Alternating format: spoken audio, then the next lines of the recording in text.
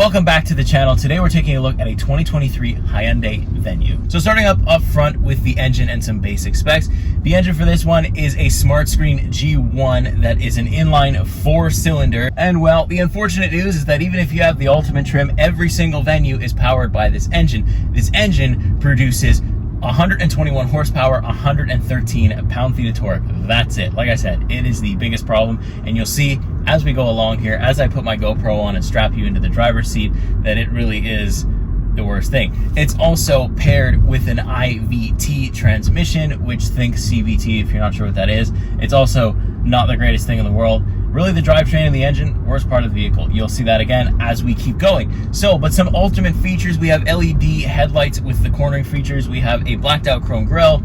We have things like the powered sunroof, the automatic windows. We have single zone automatic climate control, wireless Apple CarPlay, all that cool stuff. So it does have good interior features. So that's really great. But with all the specs and numbers out of the way, let's take a look at the exterior. Let me park this thing up and we'll take a tour.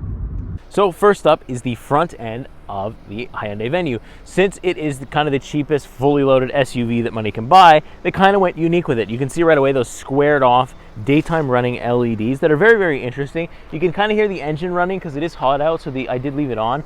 But yeah, it does run a little bit loud, but we do have a nice headlight bulb here and a nice one up here too for the turn signals and all that great stuff. It's very cool. Then we have some usable vents there. I do like the black grille with the red. This is a very cool color to get the Venue in if you really want the Venue anyways. It's a very cool color. I do like the front end. Pretty unique. So right after that, we'll move on to the side. And there's not really much to say about the side profile of the Hyundai Venue other than that it shows just how compact it is. I can fit it in the shot and I'm still standing pretty close to the car.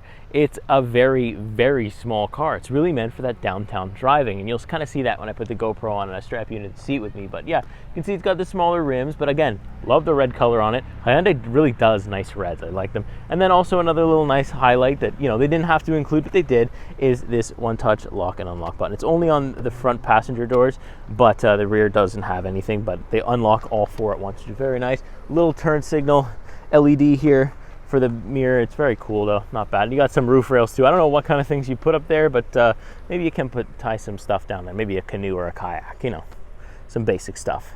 And last, of course, but not least, is the rear of the Hyundai Venue. Again, you can see they kind of went for a more unique design. It really does look kind of Korean inspired, and they didn't really change too much from the Korean model, at least I don't think so.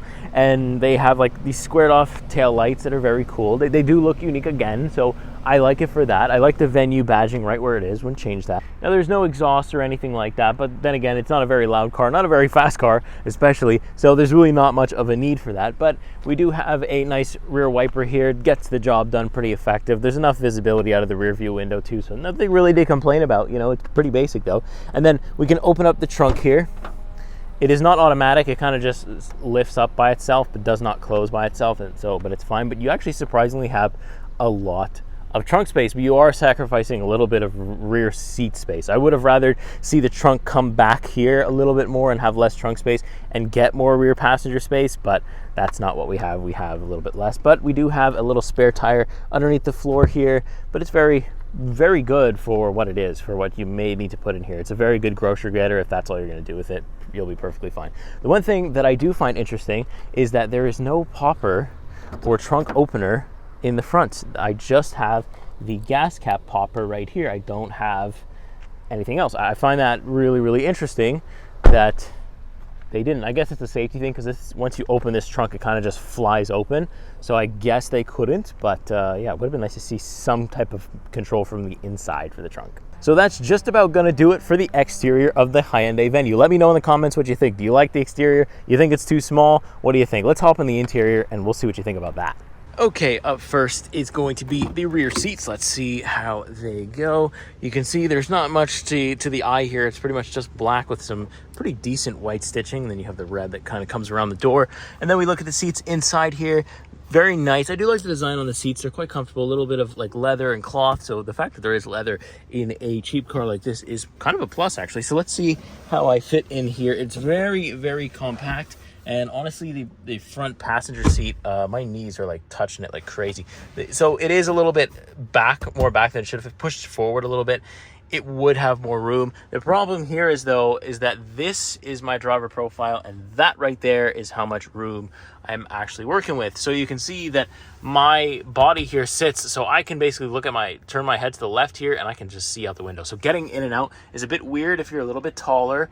It's just a little bit awkward to do because I'm kind of almost sitting in the back seat to drive the car. Again, though, it is compact, so that is kind of what you get when you drive a compact vehicle and you're a little bit taller, or like I'm 5'11", and I like kind of my legs to be stretched out when I'm driving. So if you're like 6 foot plus, it's going to be weird. It's going to be very awkward. But comfort-wise, I am pretty okay. I do feel very nice back here. You can see that my knees are touching. I would have more foot room. There is actually quite a lot of foot room underneath the seat, which is really good.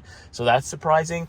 But overall, it's pretty comfortable. It's just you would have to ask the passenger to move on up because there is not enough room back here for that. Something that surprised me that I didn't expect to see from Hyundai is the fact that there's no fold-down cup holders back here. It's just a blank old seat, and well, you can fit a third person in here, but I don't know if I'd try to fit 3 back here. It is a little bit cramped, but I have a whole bunch of clearance here for the roof. It's very, very good and a very nice view of the sunroof. But let's check out the business end of things. Let's hop up front.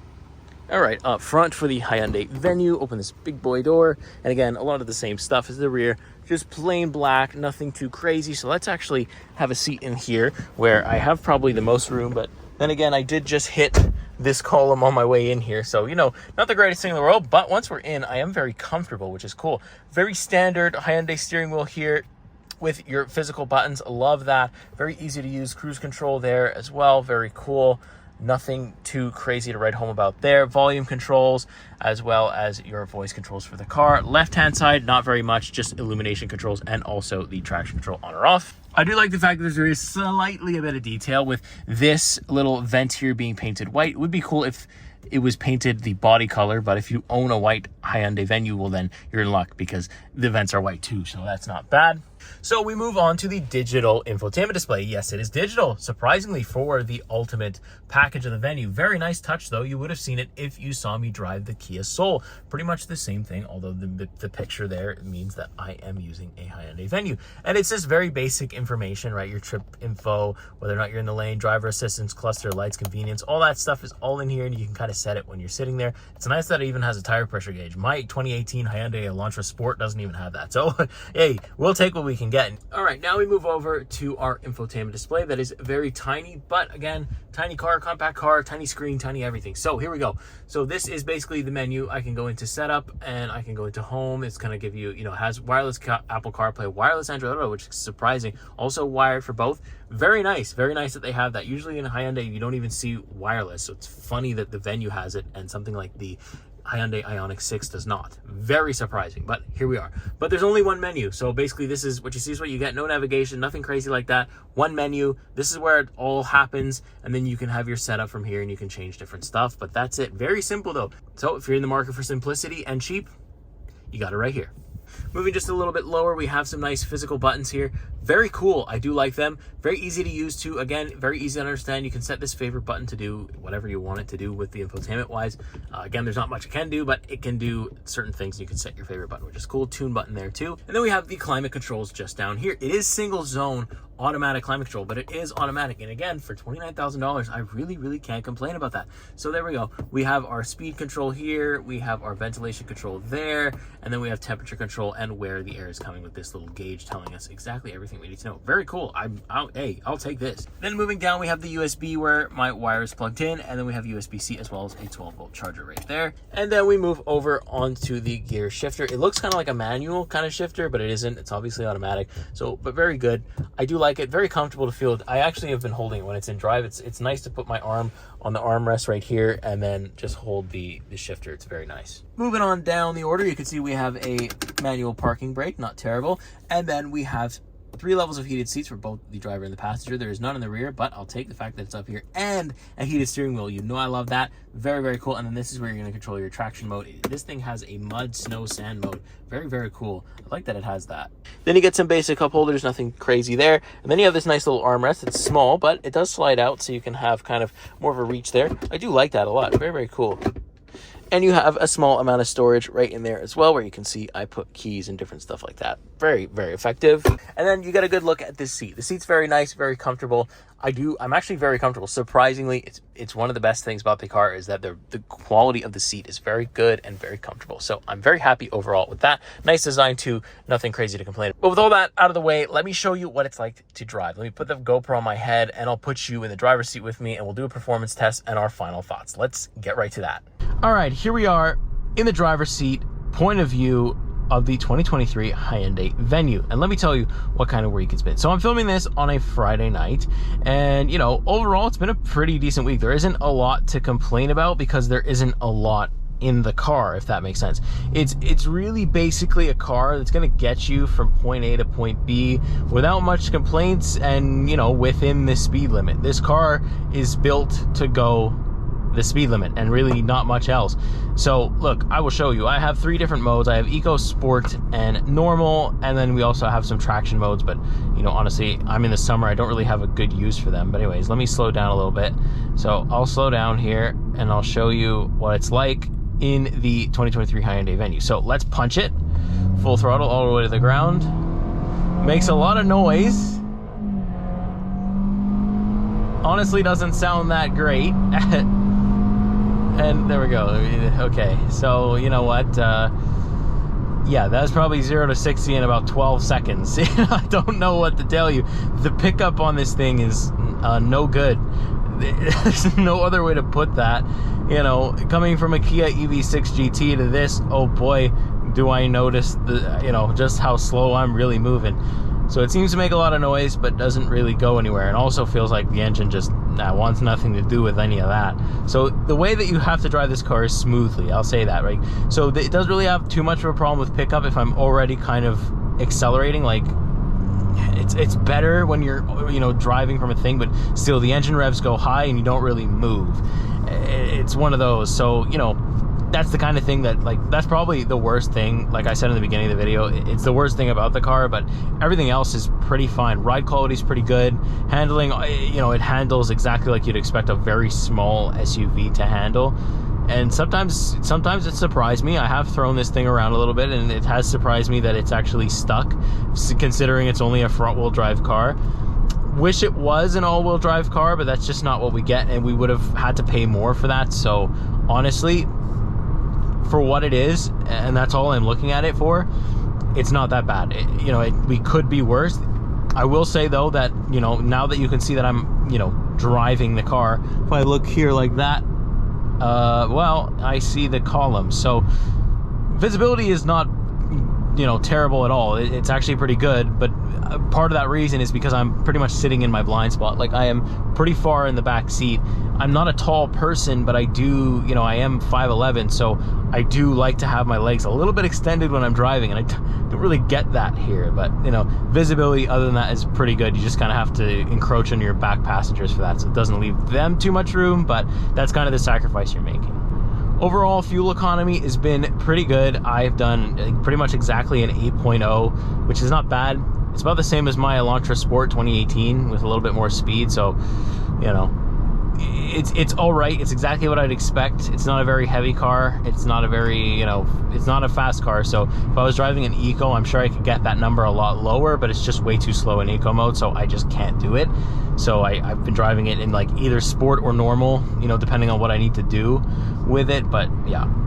All right, let's do some final thoughts for the 2023 Hyundai Venue. So, like I said, it's relatively comfortable, ride quality is not terrible, and, you know, the speed is the worst part. That's really what it is. So, let me see. If you're in the market, if this car is really for you, if you're kind of only doing city driving, like you're not really going too far, you don't care about speed or pickup, you just kind of want to have like a nice, relaxing, smooth drive, you'll get that. I mean, the IVT system, you know, for somebody like me who does like a little bit of speed and stuff, isn't great. But for somebody who just wants a smooth ride, smooth drive, smooth shifting, everything, then you're going to get that from the Venue. you're just not going to do it fast. So you have to keep in mind that you're not going to go very fast unless you have plans to mod it, which, by the way, I would love to see somebody absolutely make a sleeper out of this thing. It would be hilarious and the coolest thing ever. So if anybody watching this right now is a mechanic, buy one of these and just mod the Christ out of it and let me know. Yeah, but anyways, it's really free if you're doing city driving. Like, you live in a big city and you own a car, and you know, you have a tiny parking spot, or you drive around, you need to park a lot in the city. That's perfect for this because it's so compact that I'm not really worried about parking spots. I'm not worried about, you know, narrow areas. I'm so small, I'm not very long, so I'm easily in and out of places, which is very, very good, right? Or if you're just learning to drive, this is kind of a good car for that too. So really, you really have to be of the small need. You can't have a very big need for the car, and you just need a basic thing that's going to get you from A to B. I think the ultimate package is the way to go, because you do have the heated seats, heated steering, you have your automatic climate control, you have Apple CarPlay that's wireless, which is really great. So for all that, it's a pretty good package. For $29K, you know, I could recommend it. It's as close to the Kia Soul as you're going to get.